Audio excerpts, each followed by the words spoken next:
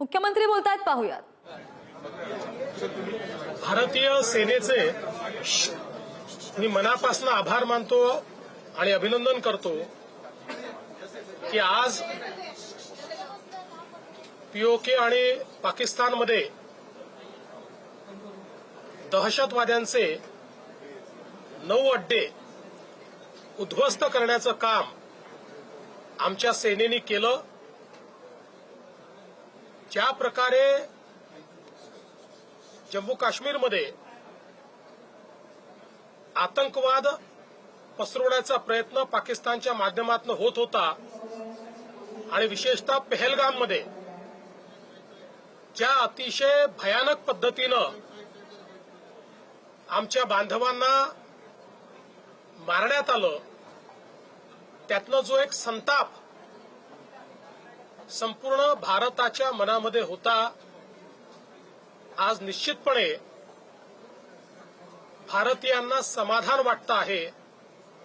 आणि मी विशेष आभार मानेन देशाचे प्रधानमंत्री माननीय नरेंद्र मोदीजी यांचे, ज्यांनी या घटनेनंतर स्पष्टपणे सांगितलेलं होतं की अशी घटना आम्ही सहन करणार नाही, याचं उत्तर दिलं जाईल. आणि एक अतिशय सबळ अशा प्रकारचं ताकदवर उत्तर आज भारतीय सेनेने दिलेलं आहे. यामध्ये जे काही सेनेचं ब्रीफिंग झालं ते आपण सगळ्यांनी ऐकलं आहे. कशा प्रकारचे हे अड्डे होते, हे कुठे कुठे होते, आणि विशेषतः या मुंबईवर ज्यांनी हल्ला केला असे हफीज सईद असेल किंवा डेव्हिड हेडली असेल, अशा लोकांचं ज्या ठिकाणी प्रशिक्षण झालं तेही अड्डे आज नष्ट करण्यात आलेले आहेत. दहशतवादाच्या विरोधात एक प्रचंड मोठी लढाई भारताने या माध्यमातून केलेली आहे. आणि हा नवीन भारत आहे, हा अशा प्रकारचे हल्ले सहन करणार नाही, हे पुन्हा एकदा भारताने दाखवून दिलंय. आणि म्हणून मी भारतीय सैन्य दलाचं आणि भारताचे कणखर पंतप्रधान माननीय नरेंद्र मोदीजी यांचं मनापासून अभिनंदन करतो, त्यांचे आभार मानतो. भारताच्या दिलेल्या उत्तरानंतर अमेरिकेसह अनेक देश जे आहेत ते भारताच्या सोबत उभे राहिलेले आपल्याला पाहिजे. भारताने गेल्या 13-14 दिवसांमध्ये पहिल्यांदा सगळ्या देशांशी संपर्क करून जी पहलगामची घटना आहे त्याच्यामध्ये पाकिस्तान कसा दोषी आहे याचे पुरावे दिले. हे आतंकवादी कसे पाक प्रशिक्षित होते याची माहिती दिली. आणि त्यामुळेच मोठ्या प्रमाणात ग्लोबल कम्युनिटी आपल्या बाजूने उभी आहे. प्रधानमंत्री असतील, परराष्ट्रमंत्री असतील, गृहमंत्री असतील किंवा रक्षा मंत्री असतील, यांनी विविध देशांशी चर्चा करून कशा प्रकारे पाकिस्तानने हा हल्ला केलेला आहे हे त्यांना पटवून दिलं. त्यामुळे संपूर्ण जग आज भारतासोबत उभा आहे. पाकिस्तानमधला जो पंजाब प्रांत जो सगळ्यात महत्वाचा मानला जात होता, जिथे अतिरेकी खूप सुरक्षित होते, इतक्या अनेक वर्षांचा इतिहास आहे, परंतु त्याच भागामध्ये जाऊन अशा प्रकारे 24 हल्ले जे केले. आपण जर बघितलं तर पाकिस्तानच्या उत्तरेपासून दक्षिणेपर्यंत सगळीकडचे अड्डे हे नष्ट करण्याचं काम हे आपल्या लष्कराने केलेलं आहे. आणि पाकिस्तानच्या आतल्या भागामध्ये जाऊन देखील हे अड्डे नष्ट करण्याचं काम आपल्या लष्कराने केलं आहे. सर, राज ठाकरे म्हणतायत की हल्ल्याला पर्याय म्हणजे युद्ध होऊ शकत नाही आहे. ते काय म्हणतायत याला महत्व नाहीये. संपूर्ण भारत या कारवाईच्या पाठीशी उभा आहे.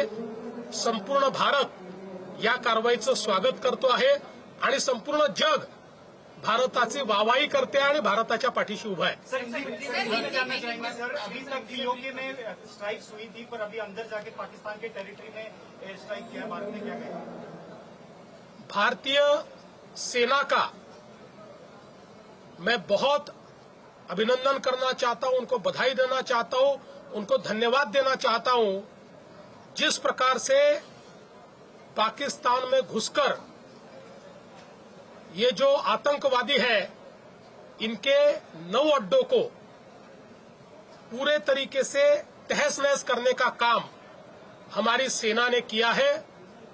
और मैं विशेष रूप से धन्यवाद देना चाहता हूं भारत के कर्मठ प्रधानमंत्री माननीय नरेंद्र मोदी जी को, जिन्होंने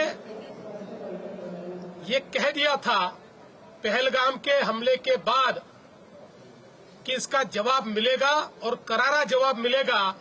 वो करारा जवाब जिसकी कल्पना भी पाकिस्तान ने नहीं की थी, ऐसा करारा जवाब आज प्रधानमंत्री जी के नेतृत्व में हमारी सेना ने दिया है. इसलिए मैं प्रधानमंत्री जी का बहुत बहुत धन्यवाद करना चाहता हूं. और जिस प्रिसिशन के साथ ये हमले किए गए, टारगेट को सही तरीके से हिट किया गया, कोई भी सिविलियन कैजुअलिटी नहीं है, आतंकवादियों को मारा गया है.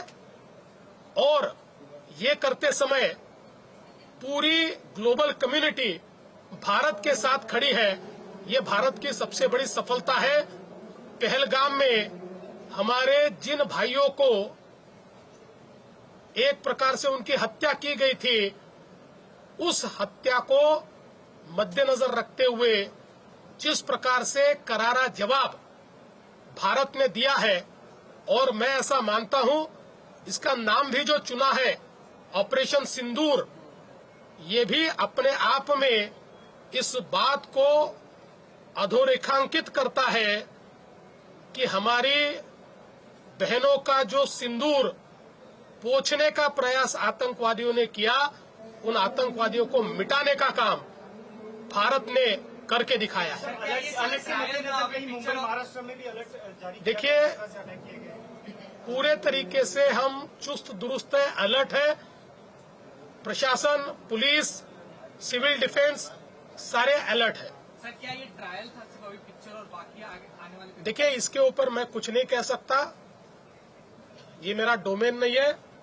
इस प्रकार के ऑपरेशंस सेना और भारत सरकार करती है, इसलिए इसके ऊपर मैं कुछ नहीं कहूंगा. सर, ऑपरेशन सिंदूर के बाद ऑपोजिशन की तरफ से, कुछ लीडर्स की तरफ से, कांग्रेस की तरफ से रफाल वगैरह इनका कहीं न कहीं उनको भी मुंहतोड़ जवाब दिया गया है. मुझे लगता है कि ये मूर्ख लोग हैं. देश के साथ इस प्रकार का मजाक करने वाले जो लोग हैं, इनको मैं केवल मूर्ख कह सकता हूं, और ऐसे मूर्खों को कोई जवाब नहीं देना चाहिए.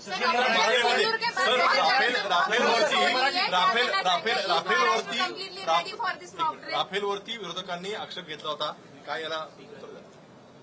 पहिल्यांदा तर हे ऑपरेशन अतिशय प्रिसिशनने करण्यात आलेलं आहे.